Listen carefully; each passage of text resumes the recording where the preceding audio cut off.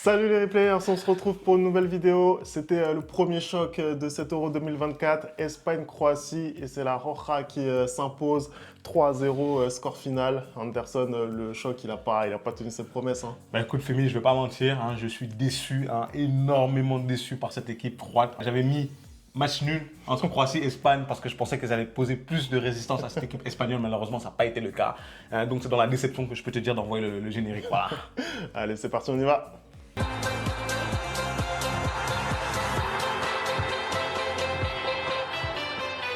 Allez Anderson, on commence cette vidéo. L'Espagne qui marque son territoire d'entrée. 3-0 score final.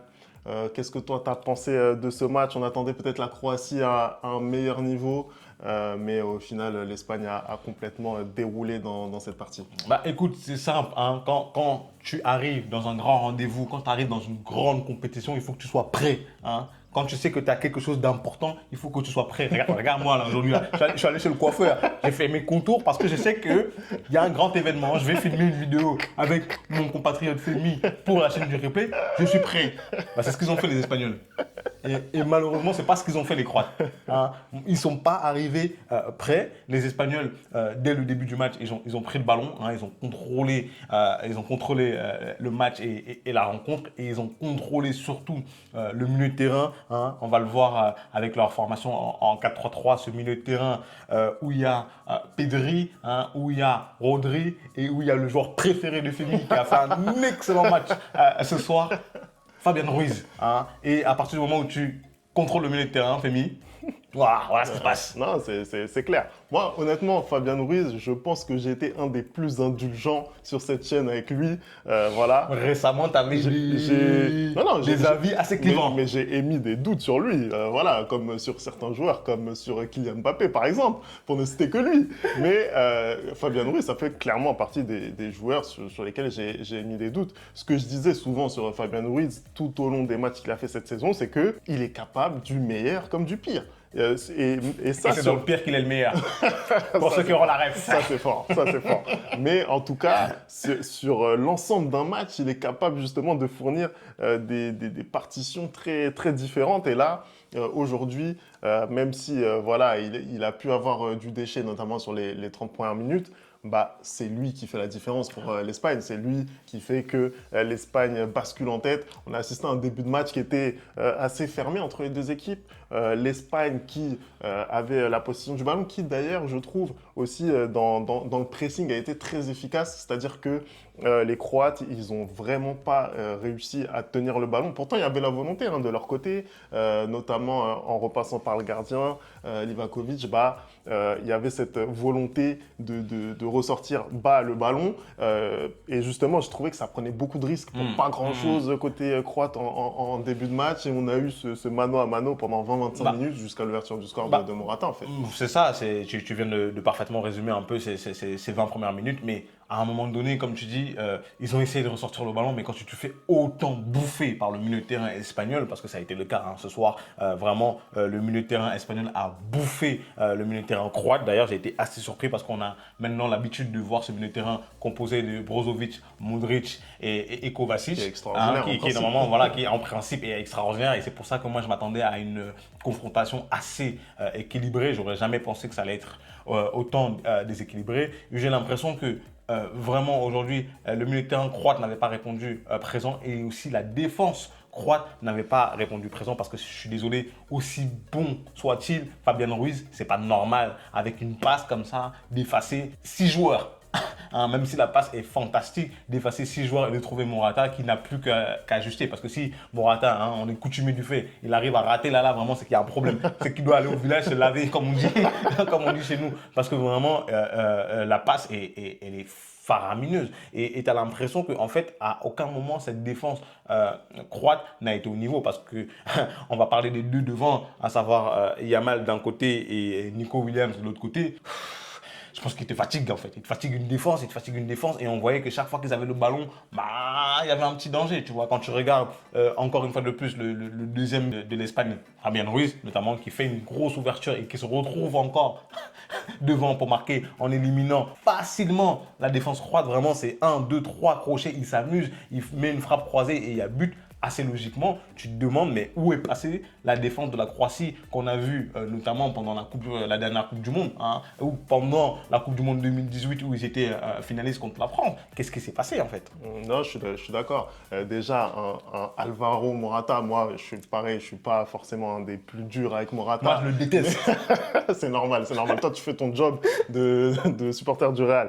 Mais en tout cas, Morata, voilà, c'est pas non plus le plus rapide à la course. Tu vois ce que je veux dire? Te faire prendre comme ça en profondeur par Morata, c'est vrai que c'est compliqué, je suis assez d'accord.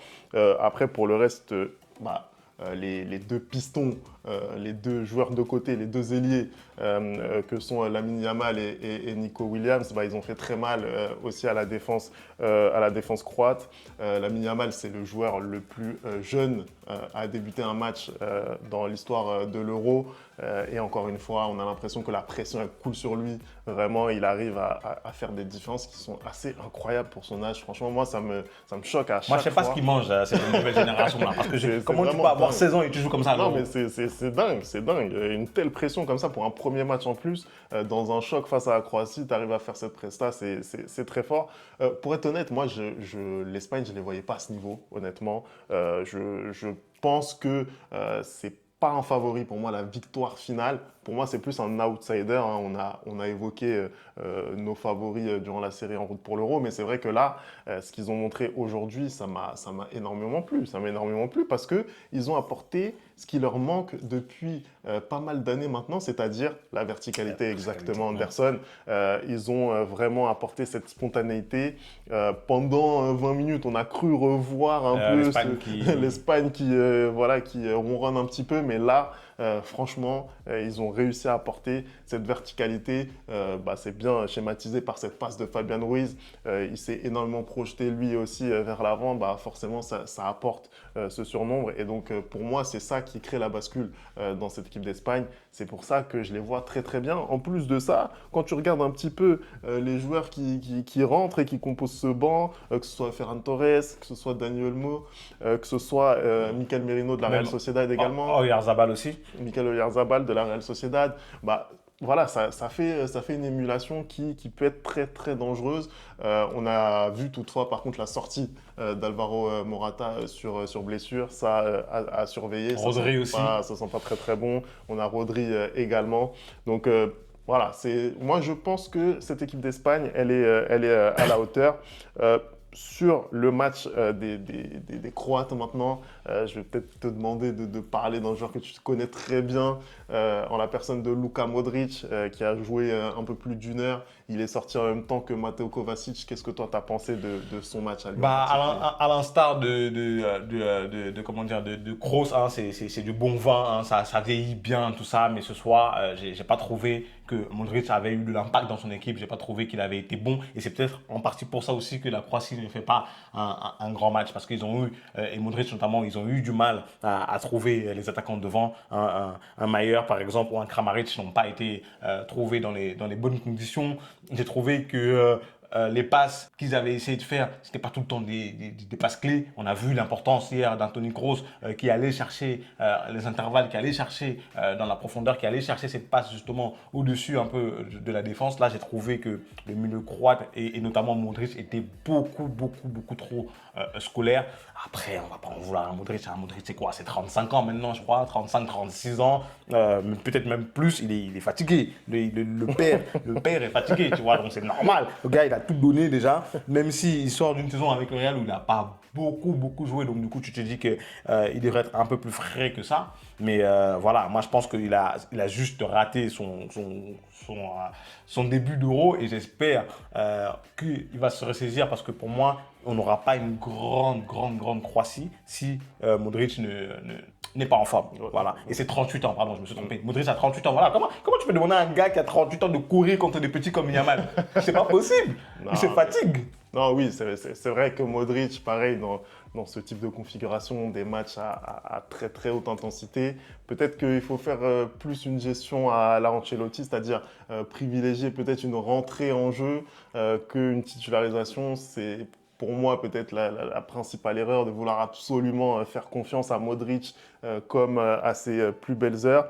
Anderson, on va se projeter tout de suite sur la suite. Ce soir, il y a le match Italie-Albanie. Hein. Déjà, on va voir comment se font les rapports de force dans ce groupe. Mais le prochain match pour l'Espagne, ça va être un nouveau choc puisque ça va être donc face à l'Italie, Espagne-Italie. Toi, comment tu vois ce choc-là? On n'a pas encore vu l'Italie, mais déjà là, comment tu sens la C'est chose? ça le souci en fait, c'est que là pour l'instant on a du mal à juger l'Italie. Moi je vais pas te mentir, je suis comme toi, hein, je ne voyais pas l'Espagne parmi les favoris de cet euro-là, je les voyais plutôt en outsider, mais pour le coup en premier outsider.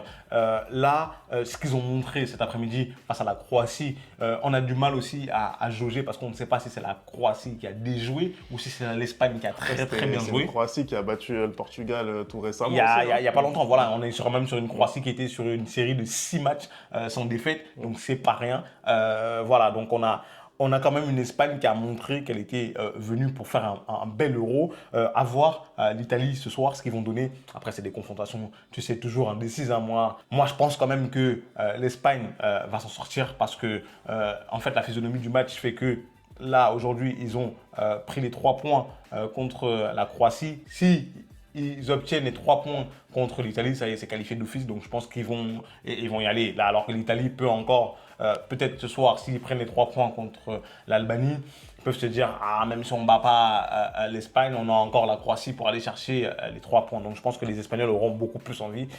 Et si on veut aller dans les pronos, je me risque à un petit 1-0 pour l'Espagne. Voilà. Écoute, je suis assez d'accord avec toi, d'autant plus que l'Italie, pareil, ça a été un parcours sinueux pour se qualifier.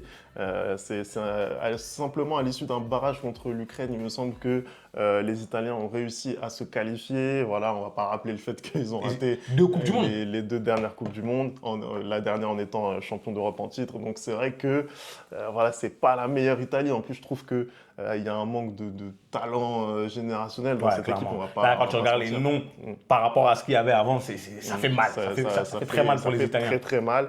Mais bon, on va voir ce que ça va donner. En tout cas, voilà, aujourd'hui, c'était la victoire de l'Espagne pour son entrée en lice face à la Croatie.